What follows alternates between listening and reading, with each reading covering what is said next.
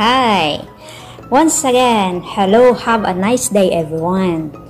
Eto na naman si Yet Tradera Channel. Last time po, natandaan nyo po ba yung yung sinishare ko about our new projects sa 45 days chicken. Then, within 13 days, meron na silang po yung ika-13 days nila. Kaya, yan po yung tinimbang namin na nagkaroon sila ng half kilo. So, ngayon, pakita namin sa inyo yung next na update, yung paglaki nila. Ayan po. Kaya, eto ipapakita ko po sa inyo kung ano yung improvements ng aming project na ito. Kaya, eto na po. Tara, let's at ipakita ko sa inyo yung video kung ano na sila, gaano na sila kalaki, gaano na sila kalusog, at gaano ang saya-saya. Kaya, eto po. Ngayon is ika-28 days nila. Ayan na po ang update namin. Last time is 13 days, now is 28 days. So, meron na po silang 1 3/4 kilo. Ayan. Ayan, takot siyang mahulog kasi mabigat na yung katawan niya. Ayan po, meron na sila as of now, meron na silang 1/4 kilo, 1 3/4 kilo, days. Ayan na sila kalaki. Ang bilis talaga. Basta tamang pag-alaga sa ating mga manok is talagang malusog at madaling lumaki sila. Kaya eto na po, ipakita ko din sa inyo yung hindi na sila sisiw, manok na talaga sila kasi booking na sila. Booking na sila ngayon. Meron ng bibili niyan. So, pakita ko sa inyo kung gaano kalaki ang manok namin ngayon. Kaya, ayan po. Tingnan nyo yung video. Yeah. So, ayan. Nakikita nyo na po yung malulusog namin na manok. Ayan, ang cute niya. Yung una is nakatingin siya sa camera. Ay, marunong din mag-selfie. Ang manok, marunong mag-selfie. Ayan na po, ang lalaki na nila. Ayan na po, may timbang na sila na 1 3/4 kilo within 28 days. So, ang bilis lang nilang lumaki. Ayan po. Kikita niyo po. Ayan. Parang kailan lang yung pinakita ko sa inyo ng 13 days. So, ngayon ang bilis.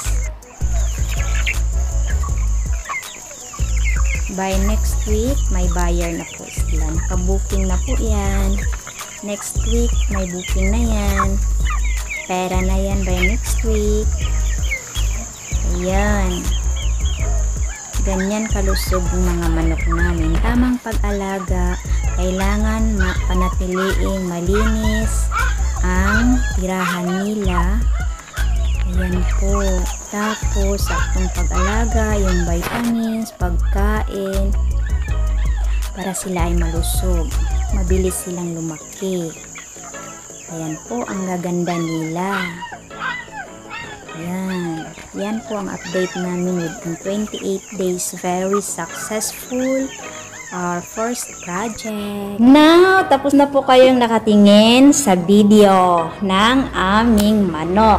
So, itutur ko po kayo sa aming munting kapalit ng malalaking manok. Kasi, bago umalis yung mga malaking manok, bago sila maibenta, meron na kaming new babies. So, ayan na po. Welcome to our new babies. Ayan. So, ngayon, makikita nyo po ang aming bagong babies. Ayan, ang cute nila. Ang lusog-lusog. So, yan po ang kapalit sa mga malalaki. Kasi yung malaki, by next week, na sila, naka-booking na po. Ayan, naglaro sila sa pagkain nila. Ayan. Ang bilis lang nilang lumaki, kaya Kung sino yung gustong mag-alaga ng manok na 45 days or bantrix, ayan po, swak na swak.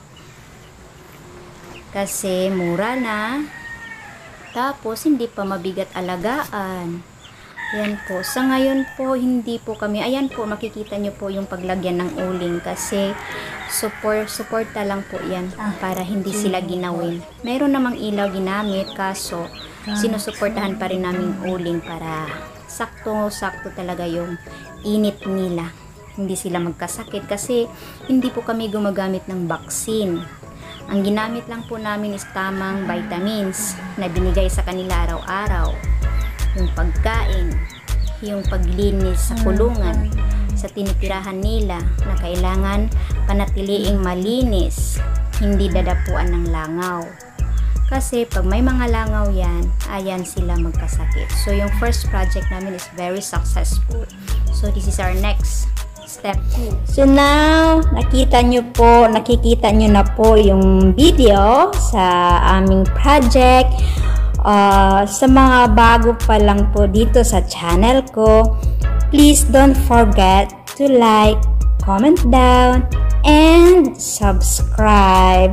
Notification bell on nyo na lang para next kong upload, magiging update po kayo dito tungkol sa aming project na ito. Kaya, ito lang sa ngayon. Bye-bye po. Bye-bye.